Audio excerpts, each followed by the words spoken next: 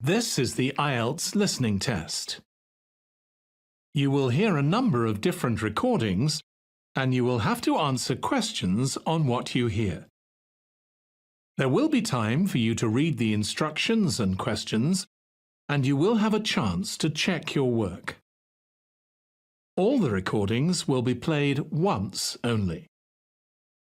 The test is in 4 parts. At the end of the test, you will be given 10 minutes to transfer your answers to the answer sheet. Now turn to Part 1.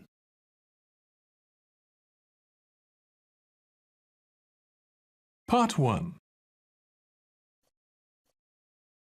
Listen to the conversation between a doctor's secretary and Mr. Jones, who wants to make an appointment with the doctor. Now look at questions 1 to 5 on the form.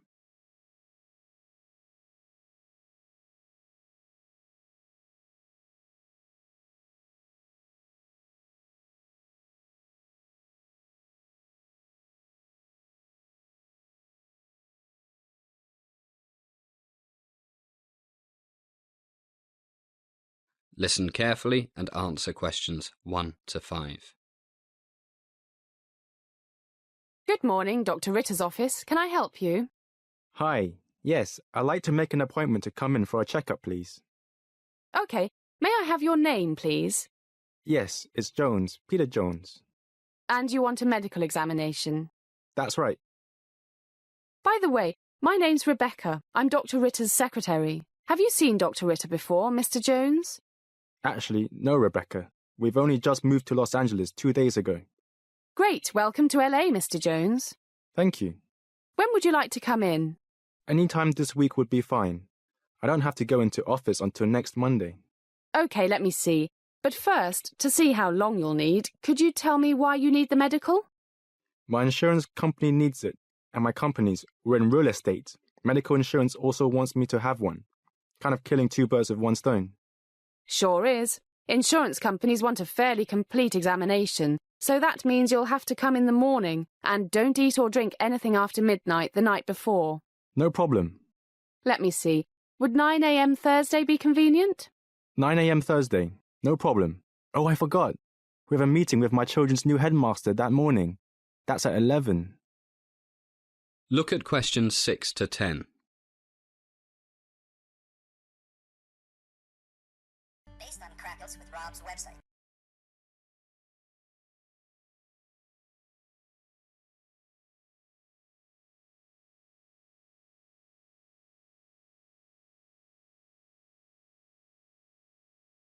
Now listen to more of the conversation between the secretary and Mr. Jones. Then answer questions 6 to 10. What school is that? Beverly Hills High School. Oh, that's no problem. The whole examination will take about an hour, maybe a bit more, and the school is only 2 blocks from here, a 3-minute walk, so you'll have plenty of time. That's good. So 9 a.m. Thursday. You got it. Now, to save time when you get here, I'll ask you a few questions. Fire away. First, what is your personal medical insurance company, Mr. Jones? Blue Cross. Blue Cross. And how old are you? 46 today. Happy birthday! Having a big party? Not really. We don't know anybody here yet, except for 2 neighbours. I think my family planned to take me out to dinner. A secret surprise, hey? OK, back to Blue Cross. I'm just checking what they need. Let's see. Blood pressure, standard blood and urine tests, cholesterol levels, ECG, checking for diabetes, heart disease, the usual things. Do you have a medical condition at the moment, Mr. Jones? None at all. Touch wood. Fit as a fiddle. That's great. I'm sure you'll stay that way. And do you know the name of your company's health plan? Yes, I've got it here somewhere. Here it is. The Kaiser Health Insurance Company. Kaiser, yes. They need the same information as Blue Cross, so, as you said, killing 2 birds with 1 stone. That's right. And can I have your telephone number, Mr. Jones? Sure. My cell phone is 13805 56721. 13805 56721. Right. And my home number is area code 805 523 0296. 805 523 0296. And do you have email? Yes, the address is pjones12@hotspot.com. pjones12@hotspot.com. That's it. Well, that's all I need for now. See you Thursday, Mr. Jones. Sure thing, Rebecca. See you then. Bye. Bye.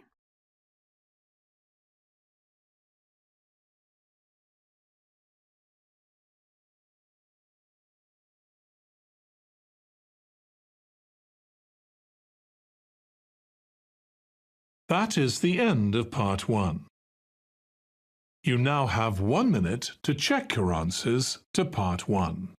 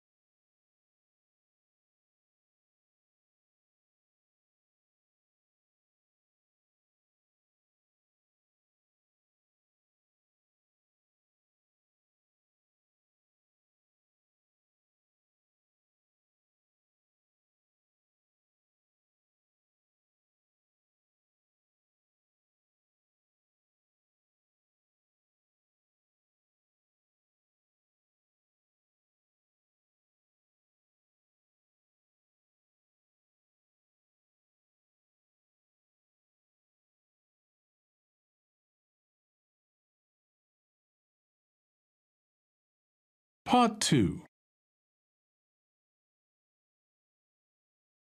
You will hear a man talking to a group of people about a tour of theatres in the city of Munich in Germany that he has arranged for them.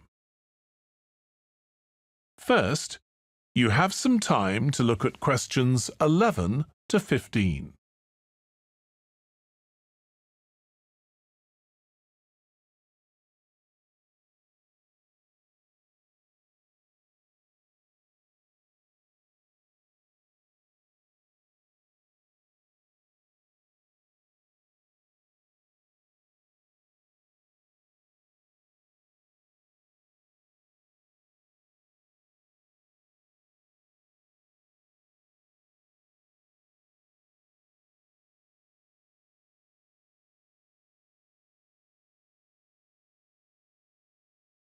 Now listen carefully and answer questions 11 to 15.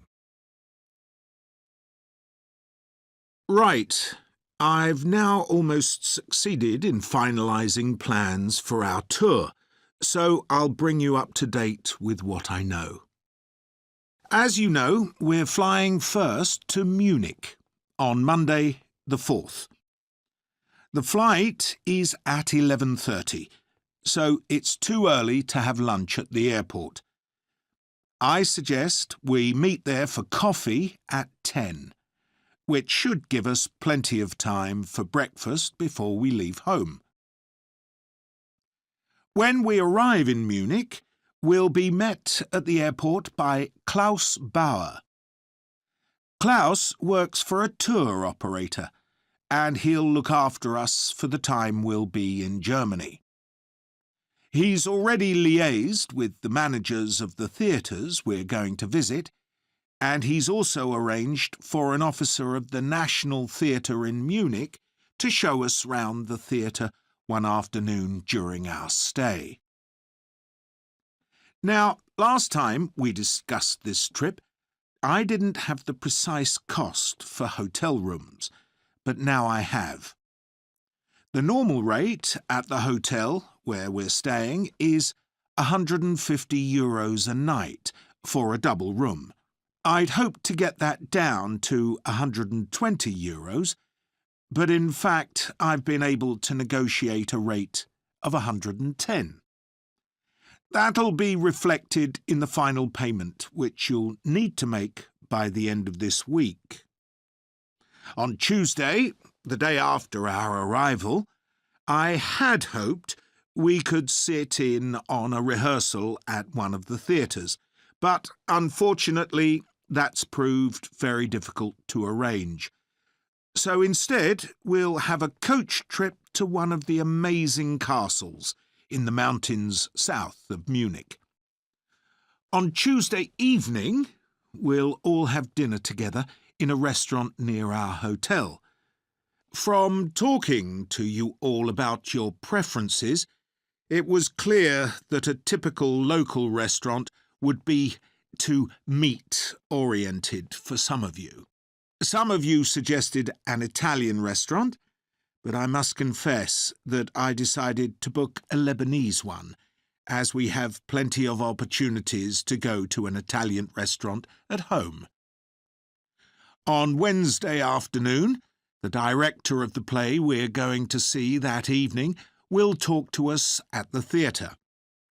She'll describe the whole process of producing a play, including how she chose the actors, and, as the play we're going to see is a modern one, how she worked with the playwright. Before you hear the rest of the talk, you have some time to look at questions 16 to 20. Based on Crackles with Rob's website.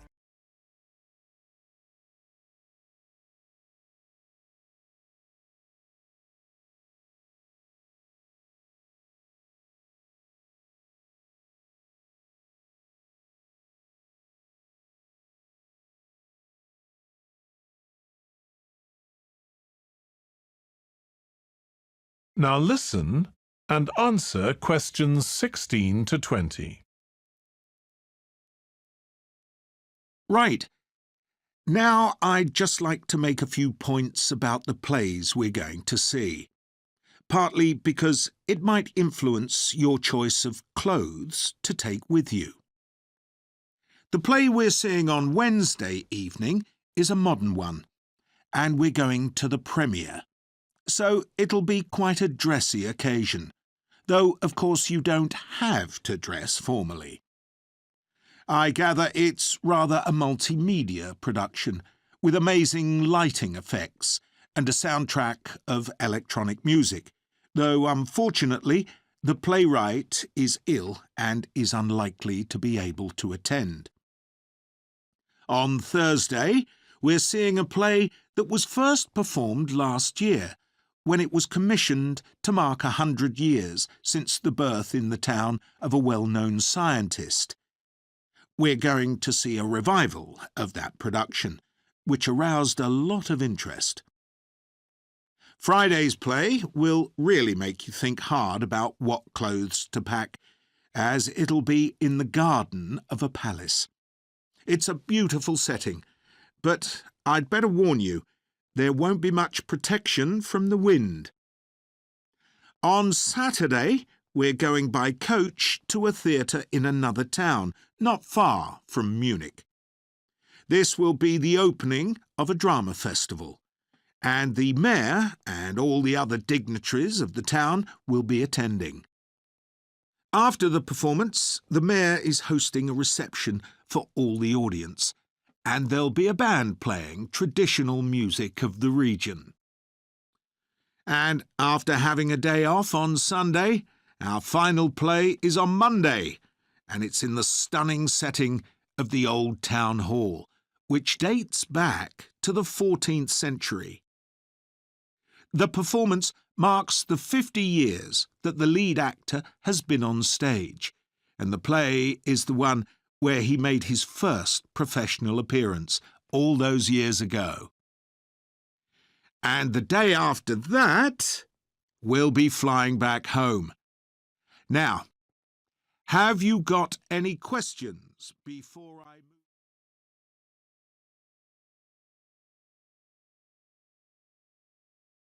That is the end of part 2.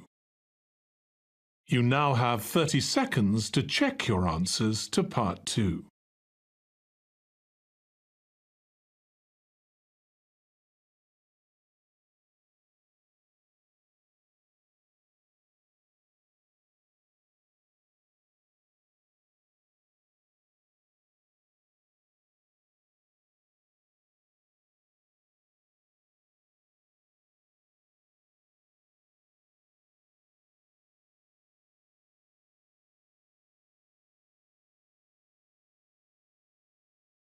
Part 3.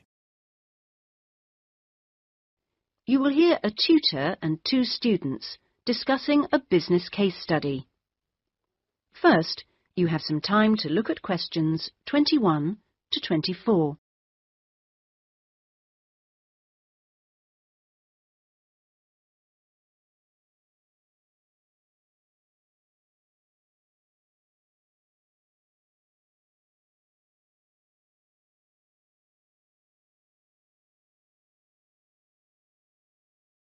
Now listen carefully and answer questions 21 to 24. Right. Jason and Karen, now I asked you to look at the case study for Box Telecom as part of your exam assessment. It's interesting because they're in the middle of problems at the moment, and I want you to track how they deal with them. Let's start with you, Karen. Having read through the case study, can you just summarise what the problems were that Box Telecom had to take on board? Well, of course, what first came to their attention was that despite a new advertising campaign, they were suffering from falling sales, and this is something that had many causes. On top of that immediate problem, what had also happened over the last 2 years was that although they had invested in an expansion plan, they had to face up to increased competition. And before they had a chance to get to grips with the effects of that, they were stalled by a strike, and it was just when they were thinking about making a colossal investment in new machinery for their plants. So they were really in trouble. Yes, I think that's fair. And, Jason, now you contacted the company, didn't you? What did the company define as the reasons for these problems? Well, I think they've hit on the right things. It would be easy to say they had invested too heavily or at the wrong time, but in fact the signs were good, and what they were set back by was high interest rates. At the same time, their longer-term problems, which were affecting their market share, were eventually credited to poor training. And having looked at the details in their last report, I think that's right. Before you hear the rest of the discussion, you have some time to look at questions 25 to 30.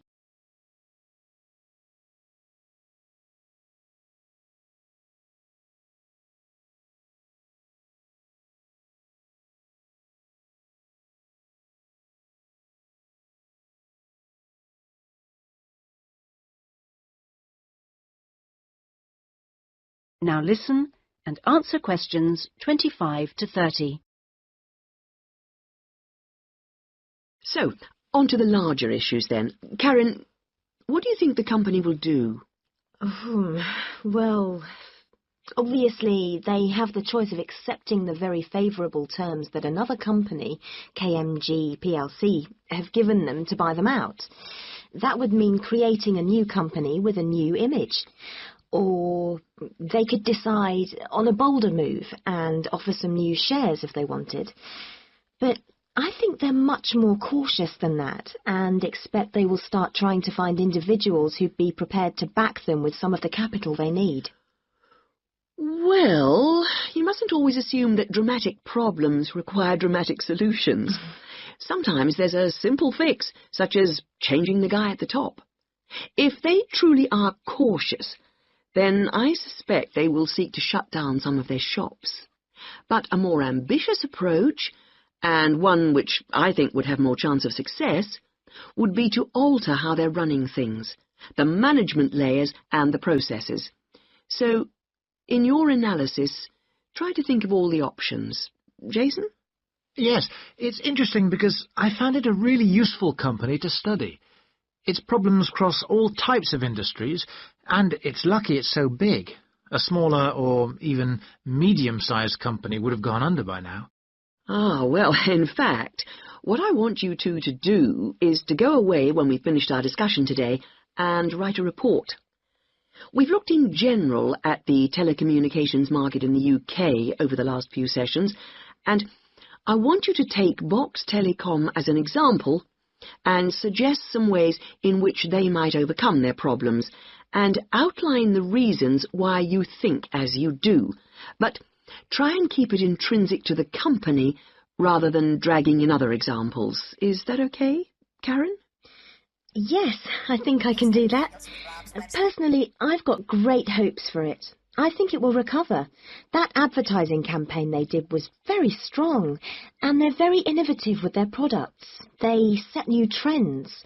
The company's got to recover, don't you think, Jason? I'm not sure. I think it can, but it's not a foregone conclusion unless they manage to attract the right level of investment. The company definitely needs a boost, and to attract more highly skilled workers if their recovery is to be long-lasting. When I was talking to the marketing manager, he said to me that he thinks the company had got a great management team. But he would say that, wouldn't he? But they are suffering from having to work with outdated production machinery, and that could cost a lot to put right. Well, personally, I think the stock market is to blame. I think they were expecting too much of the company, and then inevitably it looked bad when it didn't perform. The market should have had more realistic expectations. And I disagree with you about the advertising campaign, Karen. That's where they could do with some innovation to get sales kick-started. Anyway, let's see what you come up with those.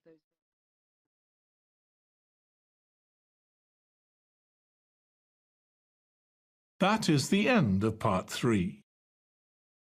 You now have 30 seconds to check your answers to part 3.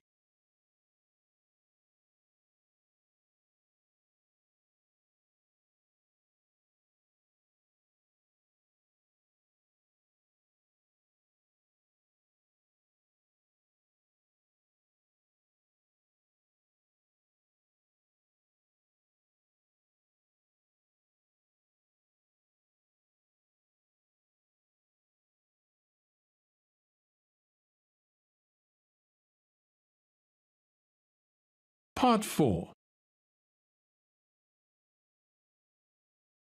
You will hear a woman talking to a group of first-year science undergraduates about the developing science of nanotechnology. First, you have some time to look at questions 31 to 40.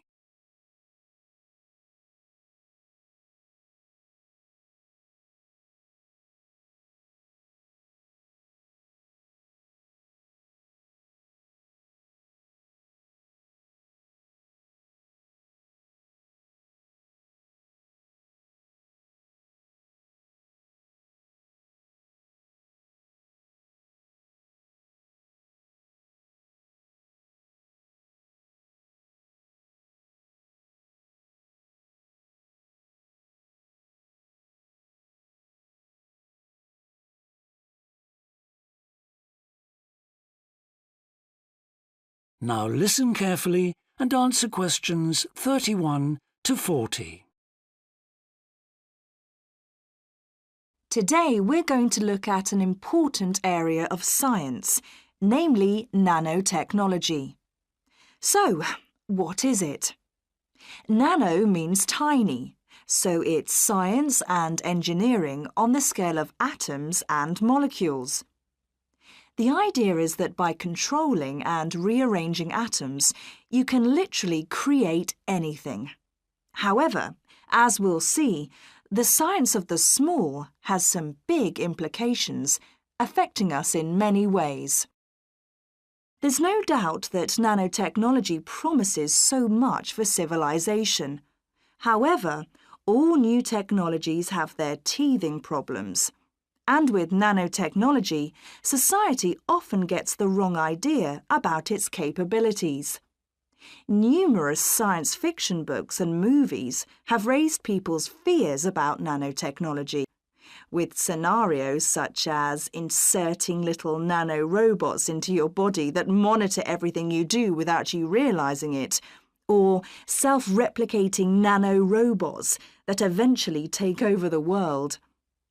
So, how do we safeguard such a potentially powerful technology? Some scientists recommend that nanoparticles be treated as new chemicals, with separate safety tests and clear labelling. They believe that greater care should also be taken with nanoparticles in laboratories and factories. Others have called for a withdrawal of new nanoproducts, such as cosmetics, and a temporary halt to many kinds of nanotech research. But as far as I'm concerned, there's a need to plough ahead with the discoveries and applications of nanotechnology. I really believe that most scientists would welcome a way to guard against unethical uses of such technology. We can't go around thinking that all innovation is bad, all advancement is bad. As with the debate about any new technology, it is how you use it that's important. So, let's look at some of its possible uses.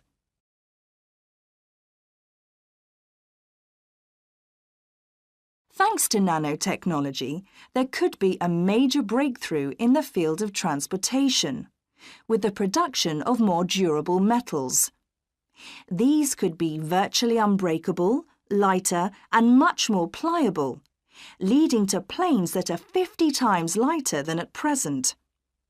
Those same improved capabilities will dramatically reduce the cost of travelling into space, making it more accessible to ordinary people and opening up a totally new holiday destination.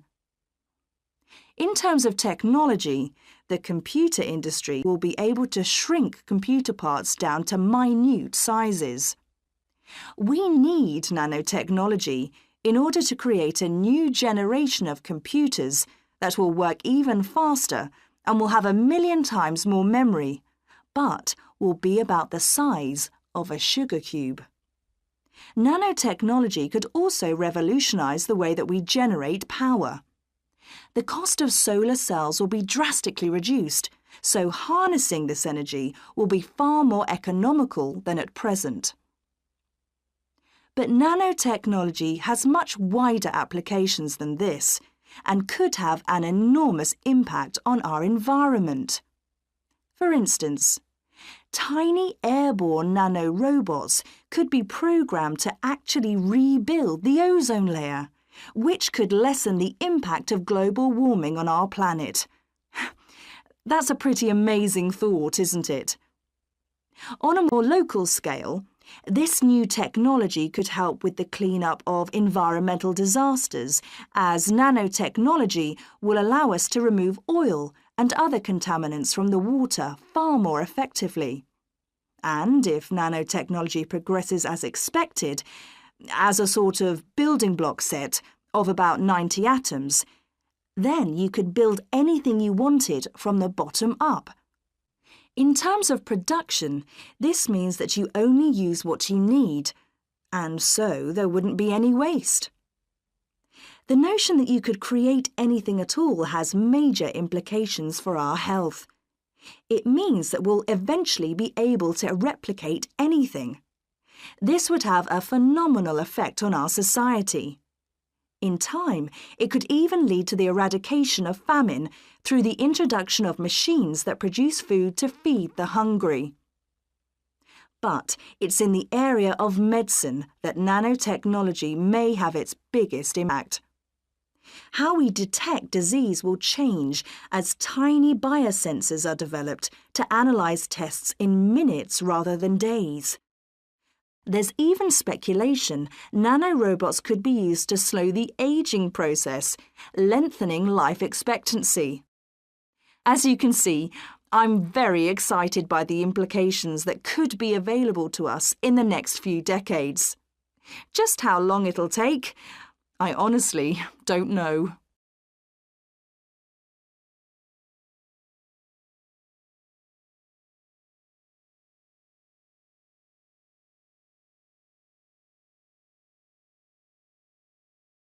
That is the end of part 4. You now have 1 minute to check your answers to part 4. That is the end of the listening test. In the IELTS test, you would now have 10 minutes to transfer your answers to the answer sheet.